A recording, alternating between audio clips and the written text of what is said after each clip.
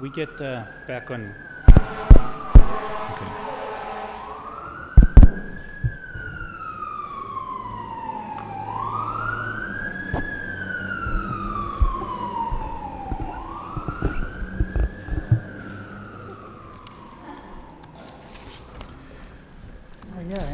Good evening, ladies and gentlemen, city councilors, and the viewing audience.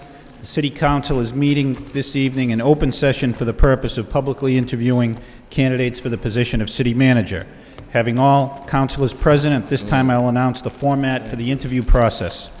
There will be 3 candidates interviewed this evening and 2 candidates interviewed Wednesday evening. Each candidate will be given the opportunity to make an opening statement not to exceed 3 minutes, after which each city councilor will have the opportunity to interview each candidate for a period not to exceed 5 minutes, at the conclusion of which the candidates will have an opportunity to make a closing statement of not more than 3 minutes. We'll begin the questioning of the first candidate by Councilor Broderick. The second candidate, we begin with Councilor Caulfield, and so on. The first candidate scheduled, I believe, is Paul Cohen of Harvard, Massachusetts, a Lowell native. Welcome, Mr. Cohen. If you want to come forward and have a seat here where the manager usually sits, and I'm going to go down and sit among the councilors, and we can begin the process. Good luck, Paul. Good luck.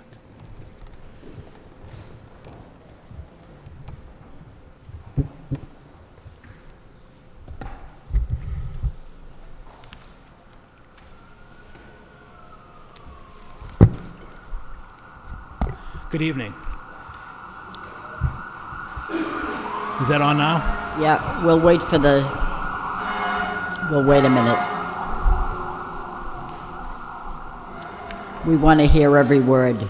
It's on, I'm all set? There we go. Thank you. You got it. Good evening, and thank you for providing me with this opportunity to interview for the city manager position in the city of Lowell. It truly is an honor to be here this evening, and it's also good to see some old faces I haven't seen in a while. I'd like to take a few minutes at the start to give you a little background about myself,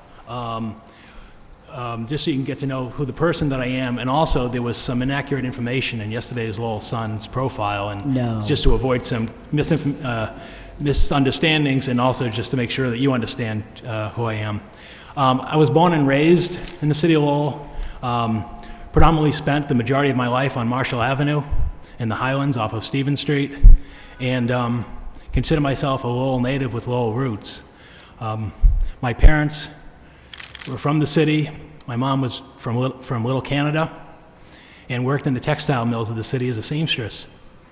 My father owned a business and still owns a business for 45 years, and up until his retirement worked 68 hours a week.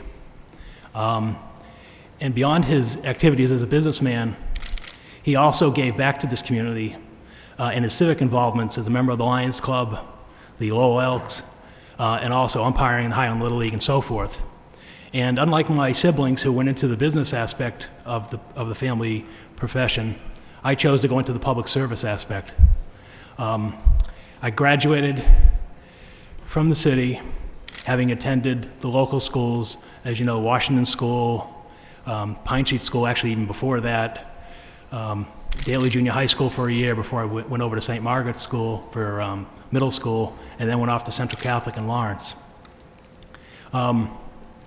Upon graduating Central Catholic, I really wanted to pursue a career in public service.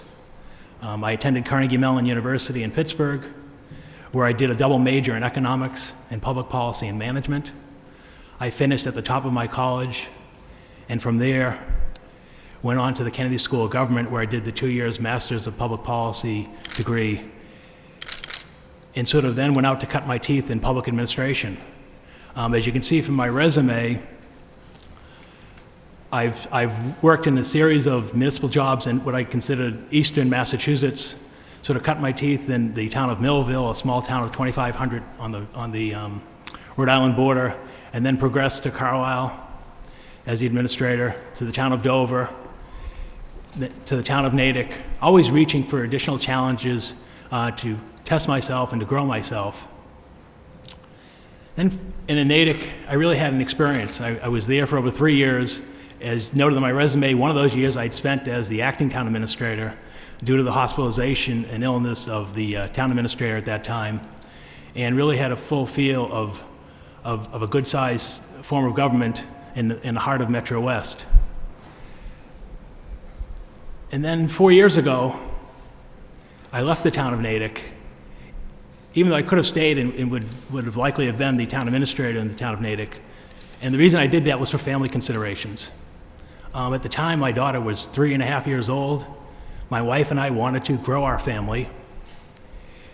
But unfortunately, we had some complications during her first pregnancy, which didn't allow that to happen. And so we began the journey for adoption.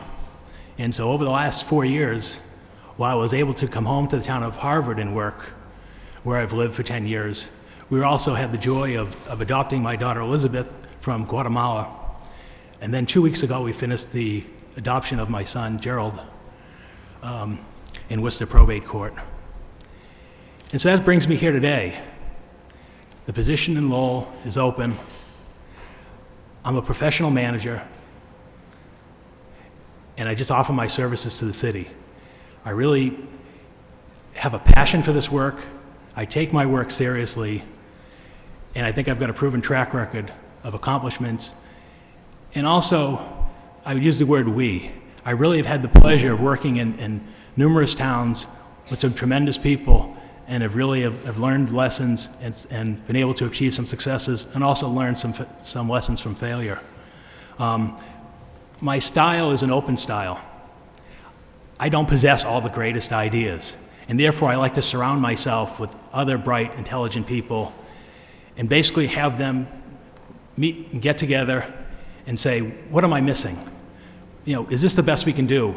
Is there something else? Because when we go out there, whether it's to the 5-member Board of Selectmen or to the representative or open town meeting, the questions are going to be out there, and let's have our homework done and be prepared and do the best we can for the citizens of that community.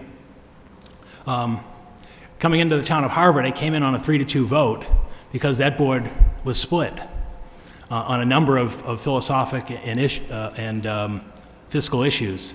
I'm pleased to tell you that in my service in Harvard, as where I've been elsewhere, I serve all of the members of the board.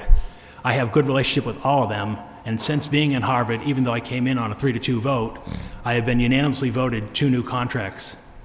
And so I've tackled the issues for 16 years as the municipal administrator, and I believe that I can bring the services to the city of Lowell in the areas that a manager does.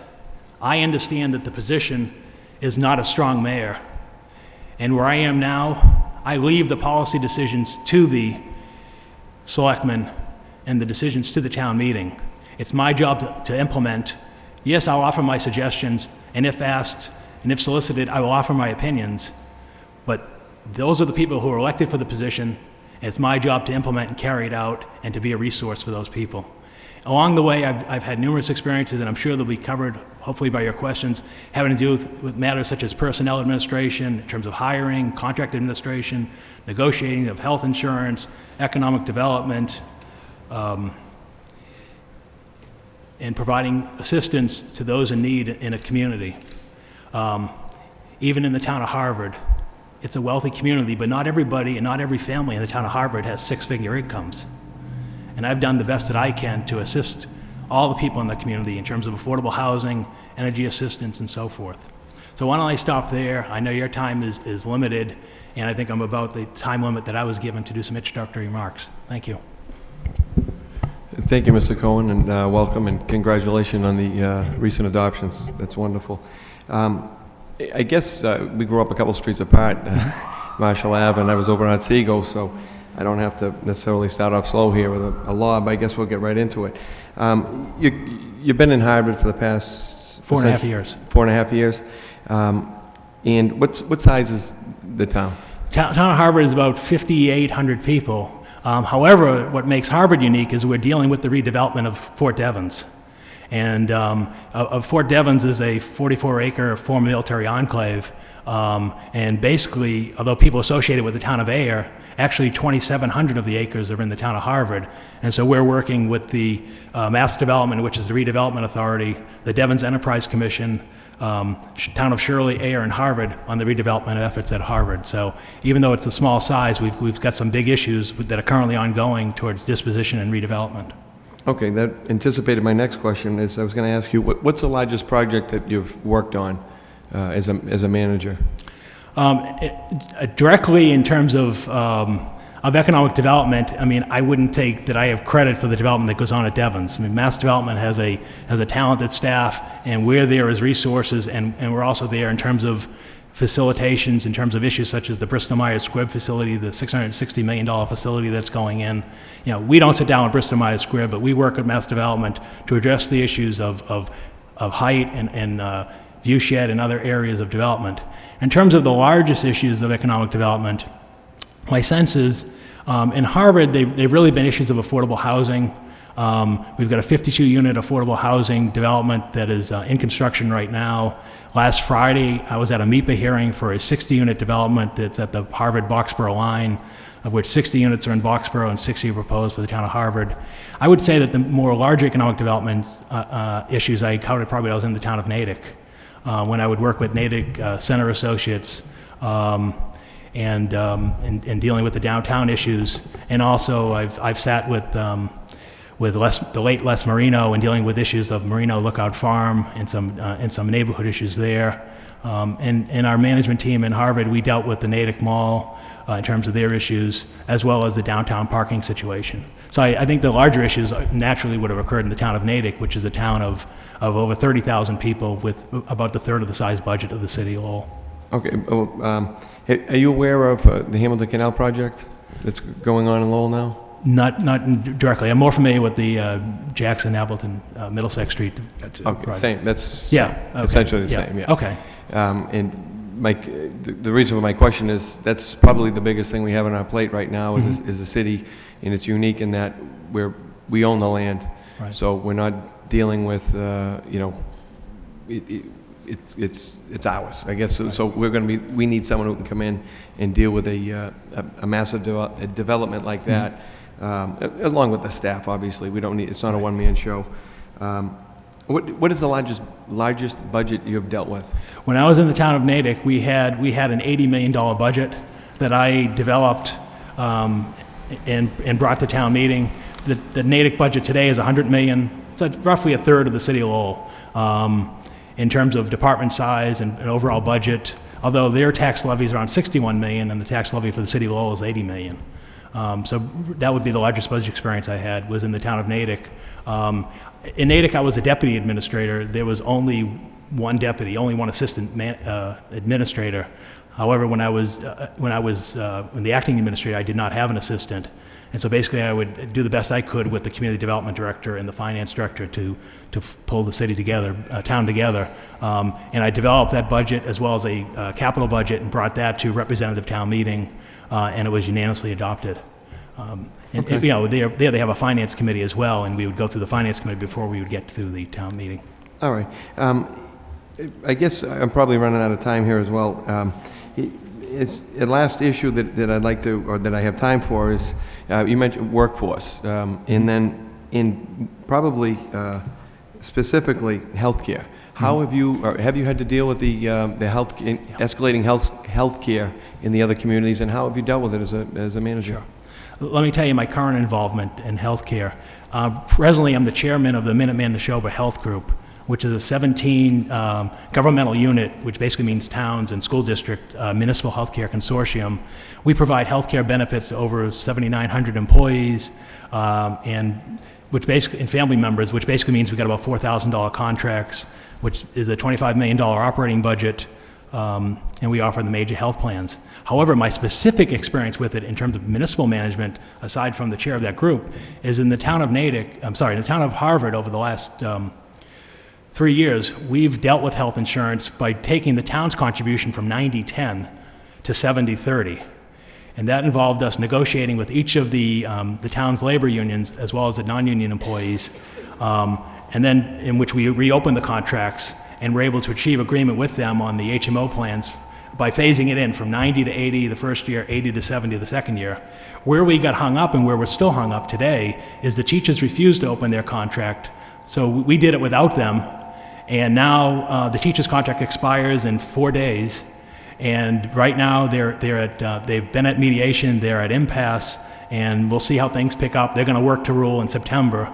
But I can tell you, quite frankly, their arguments aren't holding any water in the community, because what we did is we looked at not only what the town was paying the employees, because we want to be competitive, but we also looked at what was the total cost of compensation, which meant what is the town contributing to you in terms of your pay and also the cost of your benefits. And we compared that to what were the comparable communities which were agreed to by the union and the town in the previous contract.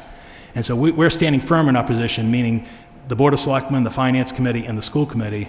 And I just don't see an agreement getting done until they come to 70%. Now, they publicly said they're willing to go to 80, and right now we're saying that's not good enough, and let's get us to 70. And yeah, we can probably phase it in over 3 years, but we're going to get there, and because it just isn't a case for it, because we went out and we found out that 70% was sort of the average of the communities, where the town of Concord was paying 60, and other communities like Groton at the time was paying 90. So that's how we did it. We hit it head on. I think we've been successful, and we've got that last major hurdle to overcome, and I'm confident we'll get there. There'll be a little bit of pain involved, but we're going to get there. Okay, thank you. I'm getting signal my time is up. It's good to see you again, and good luck. Good evening, Paul. Good to see You you don't again. mind if I call you Paul? No, that's... I know this young man for over 30 years, great left-handed pitcher on many great baseball teams, and welcome. Thank you. And one thing I'd like to have you do is relax Okay. and just be yourself, okay? I'm trying. Okay. I'm a very intense, Okay. passionate person, and I bring that to the job every day. I talked to one of your colleagues in Harvard, and they spoke highly of you, and you are a great administrator and very dedicated to the job. And I also looked at your education, and it's outstanding. And the thing that's negative about following one of my colleagues, they asked many of the questions that I had written down here. But we will do our best. We already know what the population is of Harvard. And what is the proposed budget of Harvard for the year 2007? You know, Paul? Yes, I do. It's $20 million. 29 million? 20 million. 20 million. 20. Okay. And you've been the town administrator in Harvard for about 4.5 years. 5 years, okay. Kevin asked this question already, but I'll ask it again. Some of your major accomplishments, not only in Harvard, but through the town of Natick, Dover, Carlisle, Millville. Can you name some of the major accomplishments in your career? So. I think, sort of the overall major accomplishment I'd have is basically the people that I've served and people that I've worked with on a day-to-day basis. If you start out at the town of Millville, back in 1990, it's a very poor community, sort of on the brink of insolvency, had never had a school that was of its own. It was the Longfellow School was built in 1850. I worked with the Board of Selectmen, Superintendent of Schools, and the Regional School District, and we were able to get a $9 million Millville Elementary School built, which was a crowning achievement for that community, and has really been a blessing for that town. And today, it really has stabilized, despite all the doubters way back when. As I move through the communities, I would say that the biggest accomplishment in the town of Carlisle was sort of trying to address the issues of conservation. It's a conservation-minded community. We're trying to see, how can we preserve open space? How can we balance the budget? I think sometimes people think that, because it's a wealthy community, that you have a blank check. Well, you don't have a blank check. You've got to justify your cases, and the overrides are challenging. And in Dover, it worked well there. We unfortunately, with the April 1st, 1996 freak snowstorm, it collapsed our highway garage, and so basically, fortunately, nobody was hurt. But it put us into the emergency procurement mode, where we're on the phone with the procurement officer at the state, and basically trying to get rights to basically get people in there, mobilized, get the situation stabilized, and then we moved forward and built the highway garage in the town of Dover. And then Natick, you know, as I said, there were just multiple issues of Natick in terms of, you know, selling a former school to a nonprofit performing arts center, dealing with the downtown parking garage problems, dealing with neighborhood issues in terms of a Lookout Farm, and also just dealing with Natick's Center Associates in terms of what could we do to keep the downtown vital. Okay. Okay. The clerk has indicated I have Okay. about a minute left. I just want to get just a few things in. Very interesting, the town administration of Harvard and the school committee work together? Yes. Working with the school budget? Yes, That's very interesting. let me explain. We're one of, I think, only 3 communities in the state. We have a shared budget officer. So I have the finance director for the town is the school business manager. And so basically myself, the superintendent, and the school business manager have a standing appointment on the first Friday of every month to get together and in or outside of budget season, find out what's going on, what can we do to help each other, how are things going, and to move forward together. And towards that end, we with the greater contributions of the Selectmen, Finance Committee, and School Committee, we were able to bring a unified budget to town meeting. The override was approved, and we were able to sustain Okay. it. But yes, we work together, and I consider have a good relationship with the My superintendent of last schools. question. If you were selected as Lowell City Manager, what positive changes would you bring forward to our city? I think what I would do is basically, I would bring forward commitment to the government and also confidence in the government. I think it's there. I want to maintain it and present an open government to the town and present and be a leader for the city, and try to move the city, continue to move the city forward. You've had tremendous accomplishments in the city that all of you in the city should be proud of. I want to keep moving that forward and move it into the future. So I don't think I'm one to bring radical change, because I don't think that radical change is necessary. I think what I will bring is stability and openness and a commitment to work with the council and try to move the city ahead.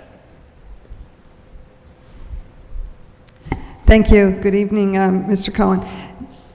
Can you tell me, I know you haven't worked in this city's administration, but you grew up here and you're familiar with the city. What do you see as the biggest challenge, there may be more than one, that you see facing the city of Lowell going forward? I think the biggest challenge is to continue to make it a livable community and make the commitment to the neighborhoods. I think oftentimes we think of the revitalization of downtown, as we discussed earlier, but what's going to retain people and attract people in the city is to keep the lifeblood of the neighborhoods and make sure that the neighborhoods are safe communities. So I think the first one would be public safety. Unfortunately, we're in a situation with the demographics, we're starting to see increase of crime, but I think the first and foremost priority would be public safety. I think second from that would be education. That the future of the city is to have a quality school system and to do the best that we can to achieve that system, but also recognize that there are limits of taxation, and try to go back to the state and provide and see if we can get the necessary resources that we could achieve to make the city continue to grow. So you'd see your role in terms of making sure the budgets were in place or intact for those two, at least those two priorities. Things, and also keeping tabs. I mean, right now I meet monthly in a joint meeting with the police chief, the fire chief, and the public works director. And we meet monthly, similar as I mentioned earlier with the superintendents, and say, okay, what are the current issues? What are our objectives? What are we working on? And then what are we going to accomplish before the next month that we get back together, and see what we can accomplish. But I think first and foremost is you've got to maintain your infrastructure and have stability, and that means budget stability. I think stability of the neighborhoods and stability in the school system. Let me ask you a follow-up to that. Sure. With property values decreasing, real estate in the Northeast and in some areas, energy costs, fuel increasing dramatically. Yep. Sometimes the revenues from the state and federal governments shrinking. So all of this impacts the city in a major way. Are there any recommendations or ideas that you'd have to ensure financial stability for the city in light of the climate that we're in right now? Yes, I mean, it not only affects the city, it affects every city and town in the Commonwealth. I mean, we took an 18% state aid cut back 5 years ago as well in 2001. But I think the message is communication and detail. If people can understand the budget and explain it and say, why do we have, this position? Why are we, we've got 249 police officers in the city of Lowell. What does it mean in terms of that level of detail? What does it mean if we had 260? What does it mean if we had 230 in terms of what's going to get cut if you're in that mode? And so that I think the issue is to know the details and then to communicate them not only to the council but to the general community as a whole, because then people can understand.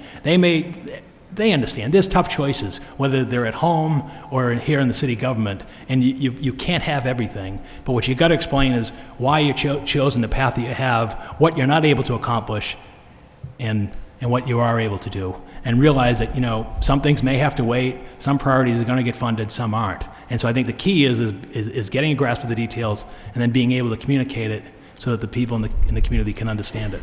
Can you tell me what you think, as a city manager, what your 3 most important functions are? I think the first and foremost is to serve as the leader of the city in terms of the face of the government, of the town, of the city, in terms of being accessible, being open, and supporting the people who work for me. So I think the first one is the symbolic nature of the position itself. I think the second issue in terms of being city manager is try to be innovative. What is it that we can do differently that we haven't done in the past? Are there some things? And you know what? Some of the things aren't going to work. But it's a shame if you don't try, and then if you do make a failure, then you admit it and you move on. I think too oftentimes people jump on failure, and therefore people tend not to be innovative because it's safer not to be criticized to go that route. So I think the first one is to be a leader, be innovative, and then the third is to be a communicator as part of being a leader in terms of being able to communicate to the residents what we're trying to accomplish at this time. This might be nerve-wracking because we keep looking at the Sure. timekeeper, but in my last minute, my last question, let me just ask you. You mentioned, I was interested in how you brought the healthcare costs in a better alignment. Were you the lead negotiator for contracts, for example, the labor contracts for Natick at the time? Yes. Okay. Yes. The way that it worked at that time was I was the lead negotiator. I would go into the negotiating sessions with the appropriate department head, be the police chief, the fire chief, what have you, and then the two of us would represent the town. When we got into an issue of terms of mediation, which we did with the police union because we were unable to reach an agreement, then we would bring in labor council, and then we sat through the joint management labor conciliation efforts, but that was the time we brought in legal counsel. Up until that point, I was the principal negotiator in my role as deputy administrator, since we did not have a personnel officer, and then I would report back to the administrator when the administrator was there, and then when we had an agreement, we brought it to the Board of Selectmen for their approval, and then to representative town meeting. Okay, and I think my time's up. I'm getting the yes, but I'm sure someone else is going to ask you about your experience in negotiating labor contracts. But thank you very much. Thank you, Mr. Clerk. Hello, Mr. Cohen. Nice to see you. You were one of my picks, by the way, so I'm happy that you're interviewed. Can you tell me in Harvard or Natick, for that matter? Let's go with Natick. $82 million operating budget. Approximately how many employees did the town employ? We had over 300 full-time employees. Is that just on the city side or Yeah, we schools? tend not to count the school side, Okay, right. because that's sort of, the school budget, which, as you know, rests with the school committee and other, except for the collective bargaining purposes, where I sat with the school committee and collective bargaining as the town's representative for those negotiations. But yes, on the town side, as I said, we roughly had about 70 full-time employees, about the same number of firefighters, public works. And so that brings you to about 210, and then the other general government brought us to about 300 employees. What is the process that you use to hire these folks in any department? I mean, department heads certainly make recommendations, and then they bring it to you. What about under your direct supervision? How do you go about hiring hiring people, and how would you go about hiring either people in these positions or newer employees? Basically, in Natick, I was the personnel administrator, and how I go about it is I basically assemble a team, because I want feedback from others other than myself, because like anybody else, I probably have biases or limited vision and sort of traits that I look for. So if I'm looking forward to hiring a police chief, for example, which fortunately we didn't have to do, but what I would do is I would bring in a panel of people, and you know, it may be a retired police chief or an active police chief in another community, bring in a citizen representative or two in order to get, you know, an open process and get their perspective, and then bring in people that we have in order to get that. So I want it to be open, to have a panel, and we've done this. I mean, we did this. We've hired a police chief in Harvard since I've been there. We hired, which was almost 3 years ago. It was the first minority police chief in the town's history. We hired him with the process I just described, with the addition of having a member of the Board of Selectmen there. And I'd be open, if there's an appropriate subcommittee of the council, that there's a council there, I'd bring them in as well.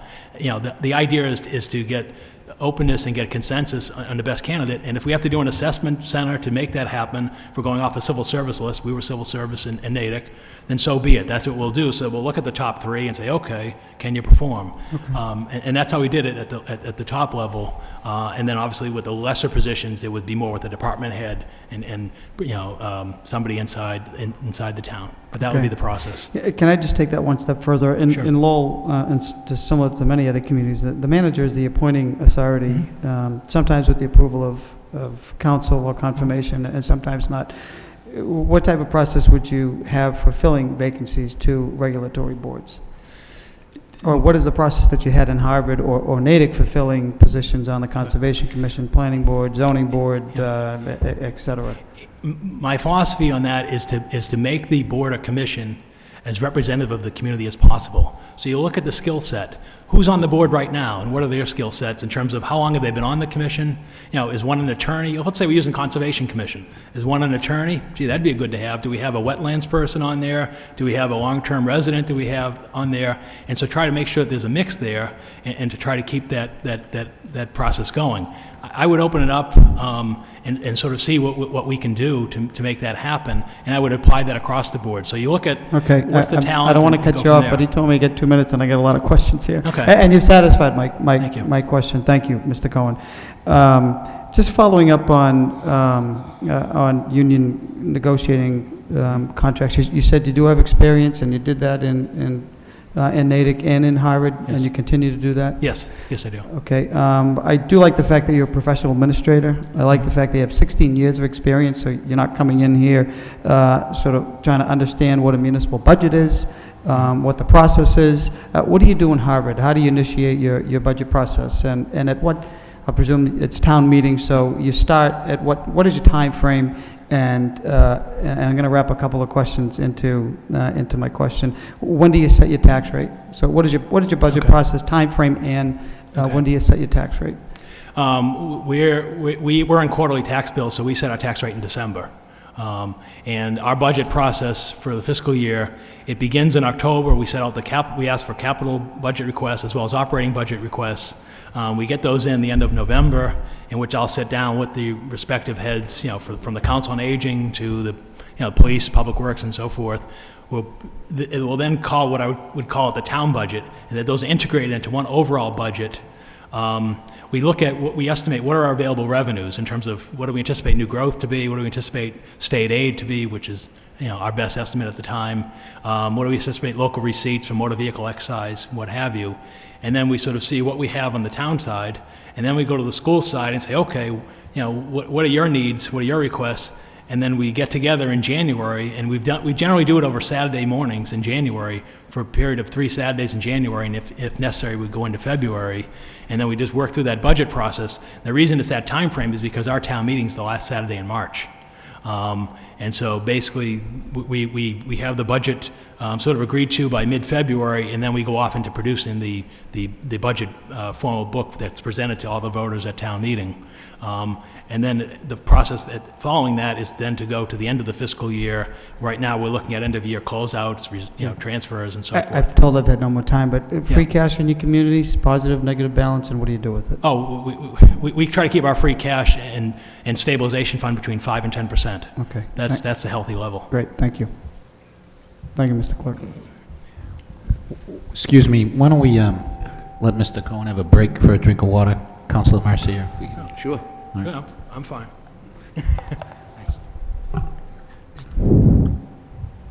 First of all, welcome back to Lowell. Thank I you. know you're a Lowell resident at one point in time.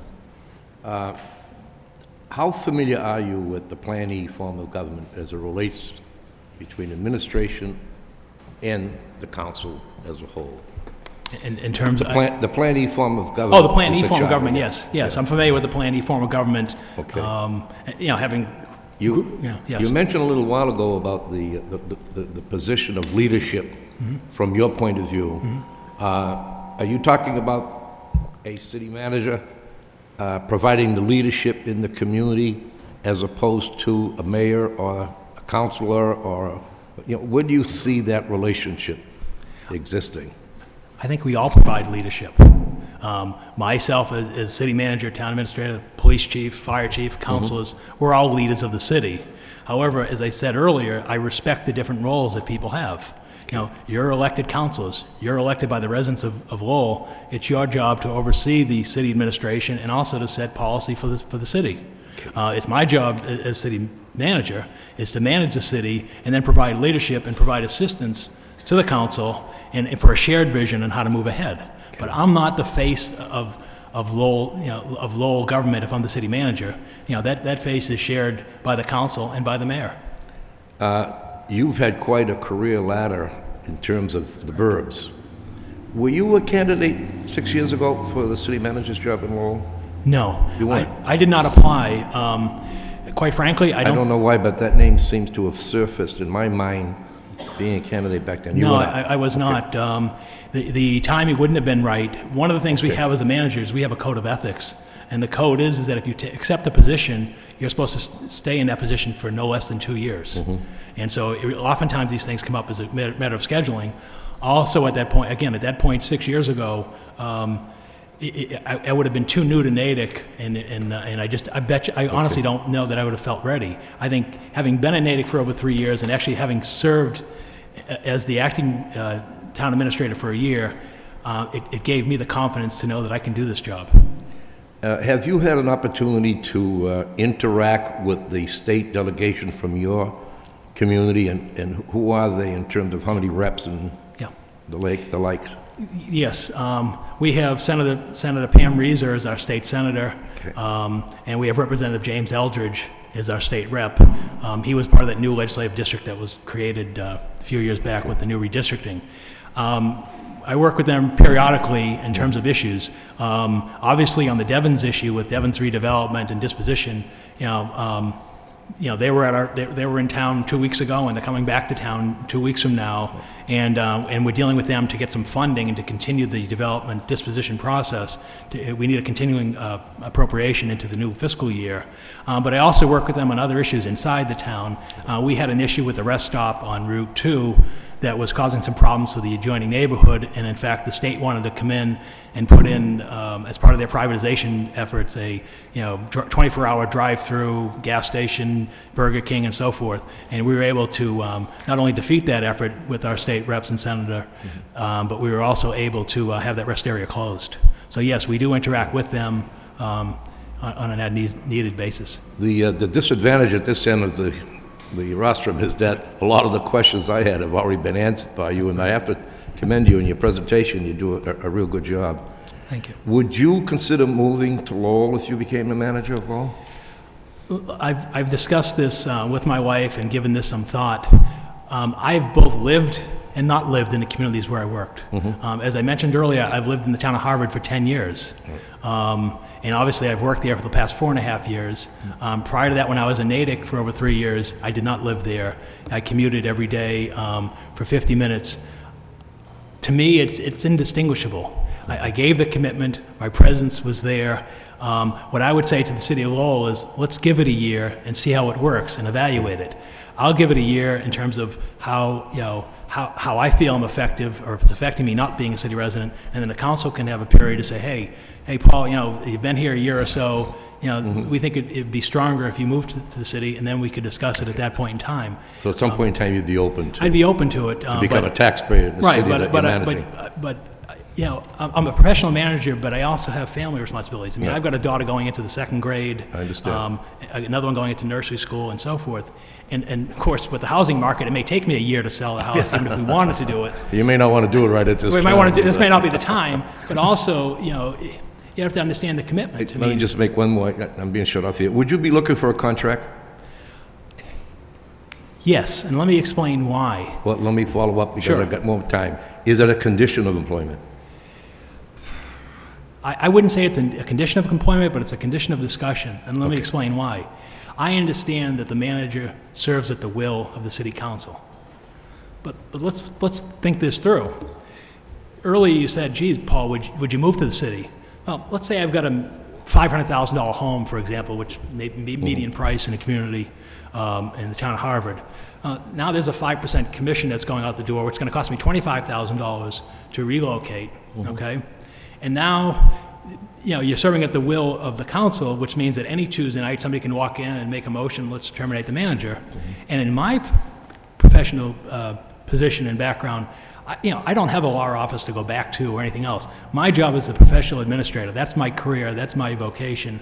And therefore, you've got to understand that these positions aren't open all the time, and it takes time to find a position. And so I would say is, okay, if it needs to be terminable at will, I think there's got to be a severance provision in order to allow the person to move on and adequately support his or her family. I really appreciate your candidness, and you're doing a great presentation. Good luck. Thank you.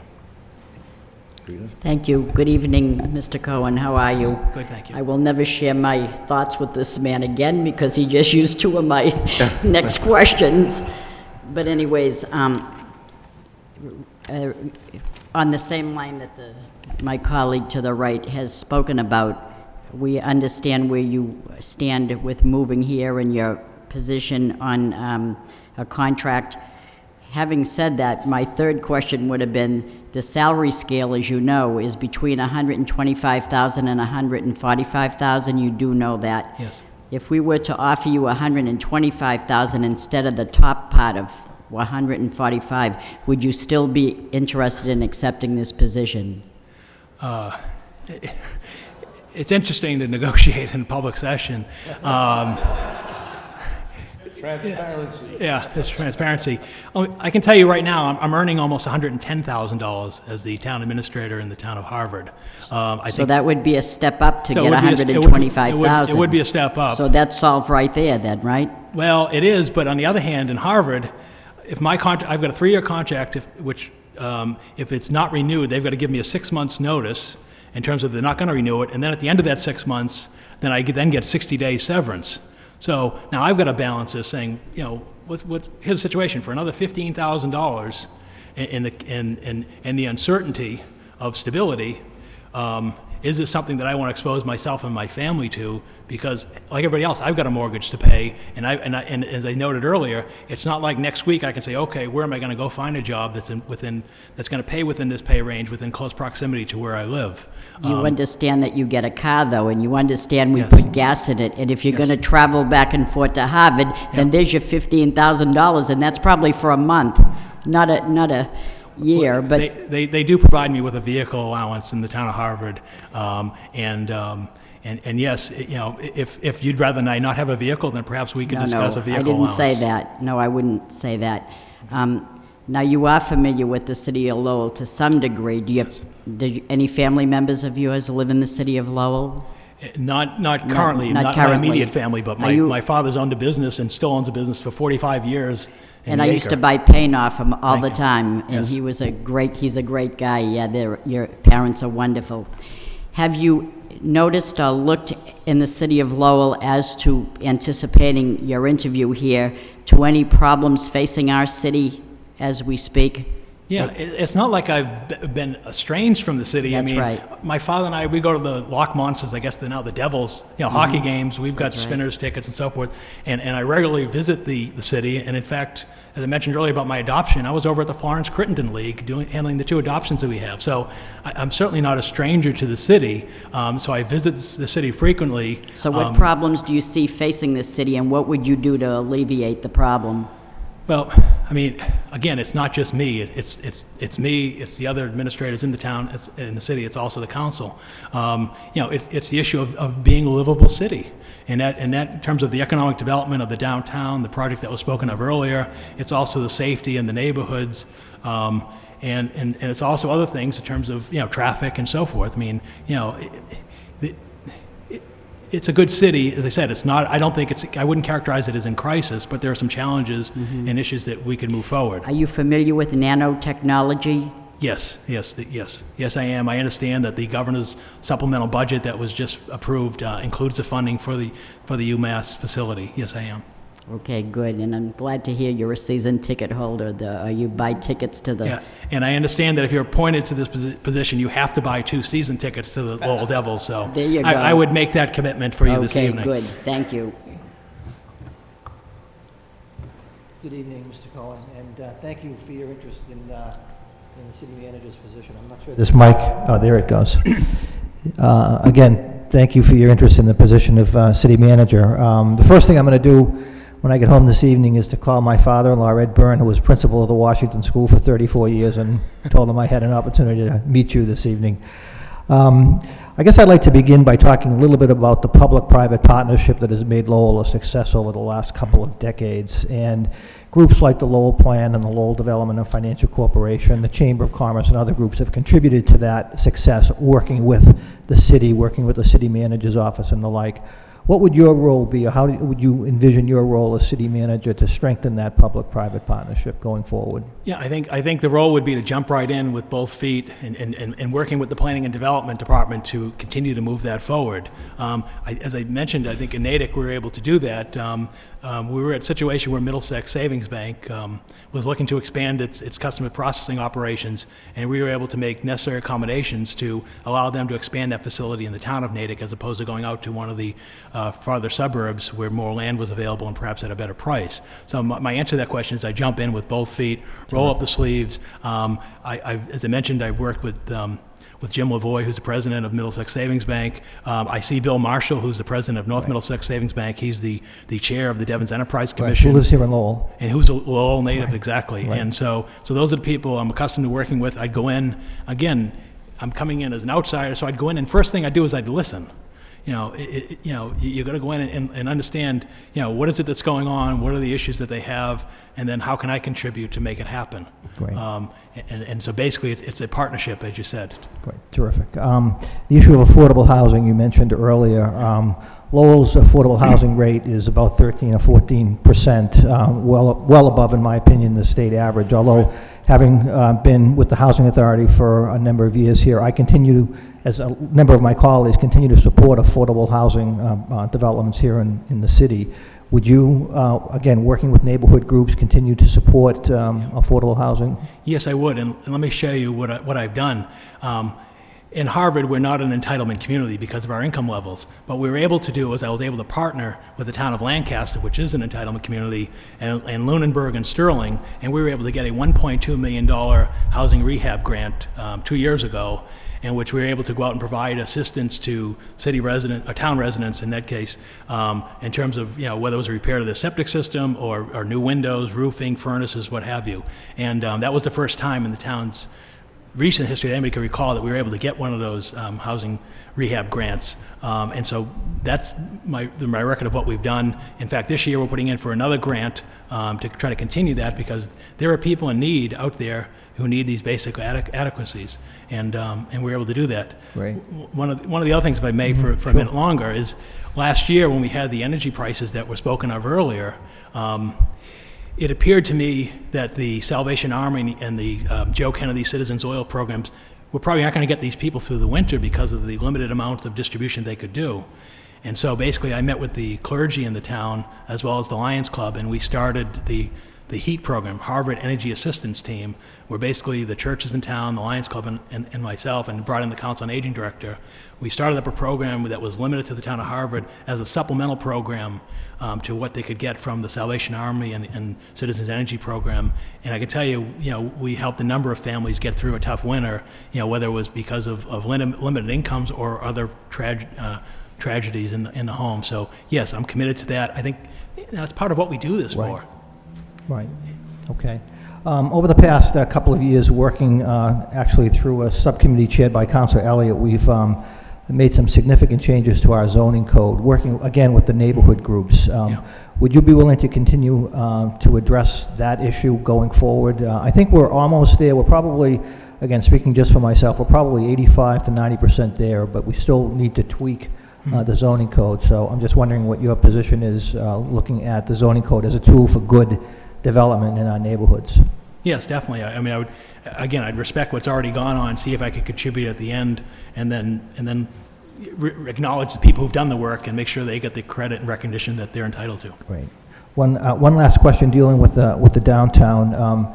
We, in my opinion, have a number of vacant storefronts in the downtown. We did just get a report from the Planning and Development Office indicating that there are about 8% of the storefronts that are vacant. What would you do to bolster the downtown development or downtown businesses? Well, I think, as noted earlier, I think what you do is you meet with the Downtown Business Association and find out what are the concerns, what do they attribute these vacancies to, and what is it that can we do? Is it a facade program that could help work that out in terms of dressing up the exterior of the buildings? Are there issues of parking? Are there other issues, that could help make it happen? How do you draw people into the downtown? I certainly think the city's efforts to bring housing into the downtown are really going to help that tremendously, and so that would be how I would approach that. Great. Thank you. Good evening, Manager Cohen, and thank you for submitting your resume. I want you to know that I certainly respect all your personal academic achievements, and you certainly have a fair amount of experience, and I want you to know that. You've spoken tonight a little bit about public safety. Are you familiar with community policing? Yes, I am. Would you tell me a little bit about that, please? Yes, when I was in Natick as a deputy and acting manager, it was the first time we had implemented community policing in terms of breaking the community into segments or quadrants. Basically, Natick had historically always had the central police station, which they do, but they basically cover the town in a global area as opposed to issuing responsibilities by sections of the town. And so I worked with Chief Mannix, who's the police chief in Natick, and we met with the union and implemented community policing in terms of, giving that responsibility so that the officers had responsibilities for a particular area and therefore took ownership for that. And so we were able to make that successful.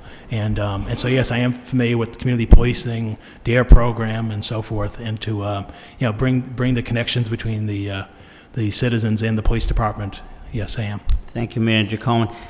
Have you had much experience with urban renewal projects? As I said, the experience I would have had was with the town of Natick as we dealt with the downtown. I don't know if any of you have had the opportunity to go through Natick recently, but the town's reinvestment in the center, in the municipal complex, has really revitalized the town in terms of the police station, fire station, town hall complex, and new library. And so I sort of came in at the tail end of that effort, and in terms of the last year before that project moved over. We worked on that. As I said, we dealt with some of the parking problems that we had with the downtown merchants. We did do a facade program. We had a downtown business coordinator, which I understand the city does as well, and you work with the people in the team. And you do you try to revitalize the resource because it just can't be duplicated.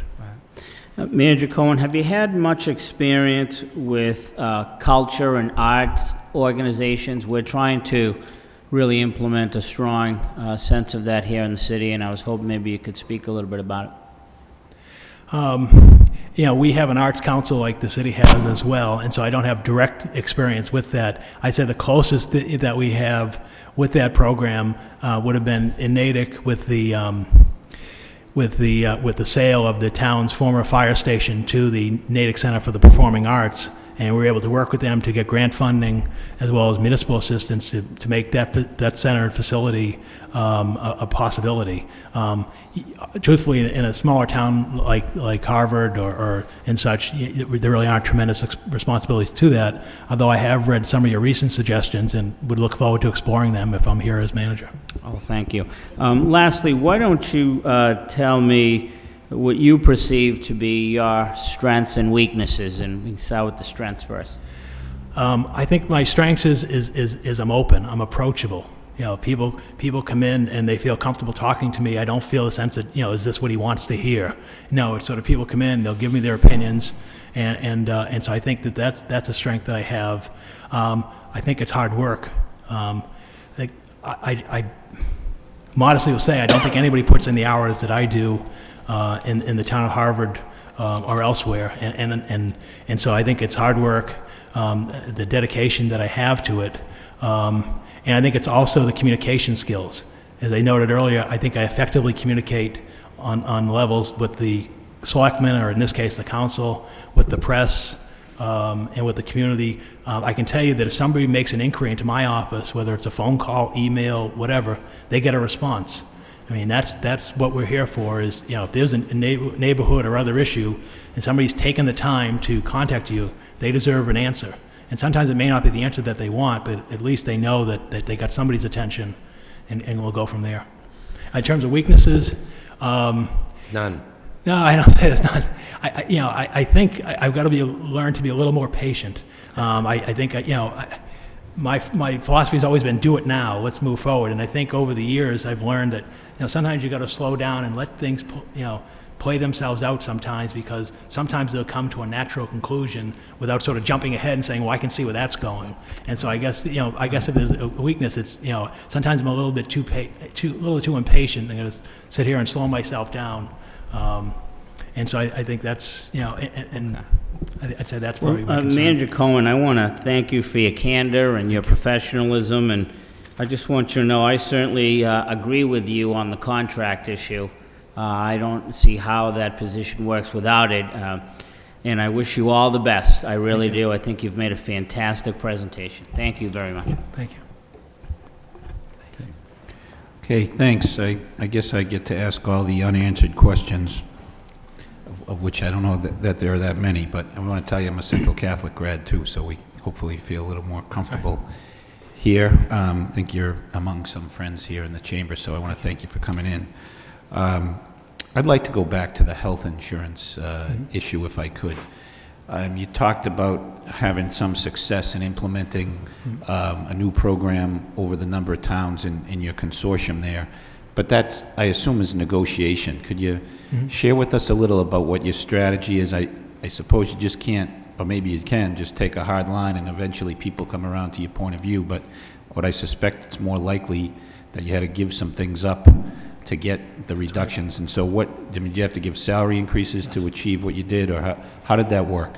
Yes, I mean, you've got to get to give to get. And so, yes, you had to make provisions. I mean, the way we looked at it is health insurance was running at 15+% a year in terms of premiums, and so basically what we did is we had to give them extra benefits in terms of their pay. For example, in Public Works, we gave them a paid lunch. Previously they'd work an 8-hour day, didn't have a paid lunch. So basically we reduced their workday a half an hour. We would look at items such as that. What could we do for them? And some of it just comes down to money. I mean, they recognize that there's a certain amount of money that you have available in terms of settle a contract and to achieve something such monumental such as health insurance. And it comes down to, again, as I said, total compensation. So if you give me the relief on the health insurance, then we've got to give you something back. I mean, that's how the negotiation process works. And so, as I said, we gave back in terms of issues of scheduling with the police department, in terms of work schedule. You just have to. And in terms of teachers, the current negotiations, again, they're putting money onto the table, and because it's a symbolic issue. I mean, 90% is just crazy. That's not what's there in the private sector. It's not what's there generally in the municipal sector. So you have to give to get it back. But the goal is you can calculate those savings and then give some of that back to them. Otherwise, you're not going to get an agreement. Let's not kid ourselves. They're not going to say, oh, we'll gladly give you that back. But it's got to be a process, and you got to hope that over time, because, again, not only was it a financial issue, but it was a symbolic issue. It just wasn't, and it's still not sitting right now with the taxpayers, why the teachers are at 90%. So yes, you do have to do give-backs, and again, you scale that out over time. Okay.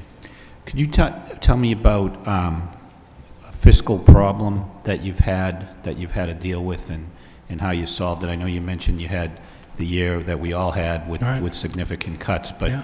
how have you handled some of the more significant fiscal problems you've had? Yeah, when we took the local aid cuts back in 2001, after Governor Romney came in, we had to make the cuts, and so we went in there and we laid off employees, administrative.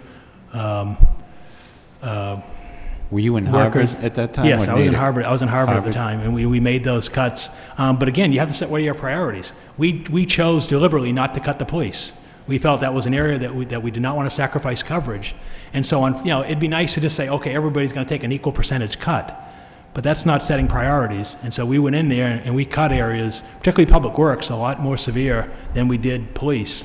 And that's how you make those decisions. Is you've got to re-examine the budget and make the cuts. Even in that case, they were mid-year. The other things we try to be innovative with this whole issue of the treasurer's office taking over the state school building assistance program. What we were able to do as soon as we got that commitment moving forward, we saw that interest rates were going to rise as they have risen, and so we immediately bonded for the town's portion, and then we temporarily borrowed for the state portion.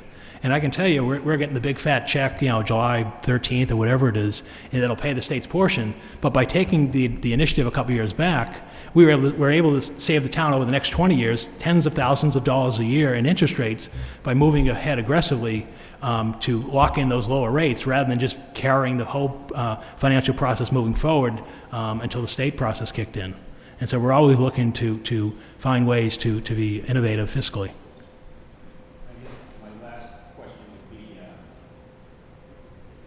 Describe a similar situation with a management or like a personnel problem. If you had a particularly troublesome department that you had to set on the right course in any of the towns, not necessarily Harvard, but going back, I mean... The most challenging decisions we have are personnel as administrator, because you're dealing with people who work for you. You may have noted in my resume, I noted about how I addressed the $400,000 Environmental Protection Agency enforcement order. Real brief, because I know time's limited. Yeah. We had a situation where, EPA came in, did an on-site inspection, and one of the things they found is we had a shed, which the town stored a bulldozer in at Public Works, in which they stored paint cans and other solvents, and they were during the course of time, the cans were falling, got ran over, created an environmental problem, and then once, of course, they got started, they went into the Public Works and other issues. We worked to that issue through EPA and reached in a settlement for the town. And at the time, I was acting administrator, and I had to suspend the director of public works for 7 days, even though he was appointed by the town administrator, who was still the town administrator coming in shortly thereafter. And I could have done the easy thing and just ducked it and said, we'll deal with this when the administrator gets back. But the issue had come to resolution. We'd reached a settlement with the EPA.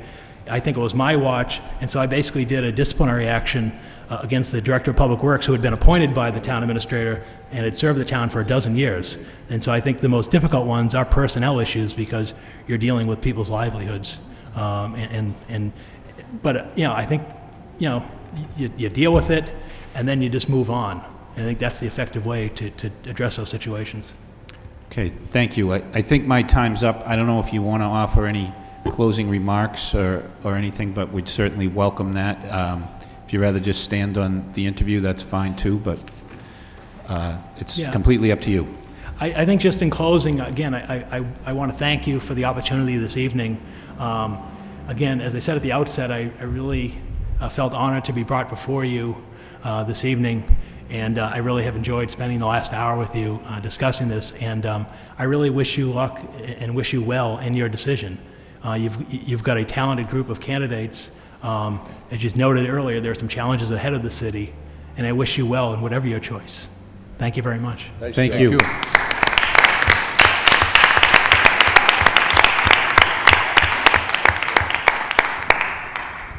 Nice job. Why don't we take a quick 2-minute break and get the next candidate into the room? Hope I wasn't too tough.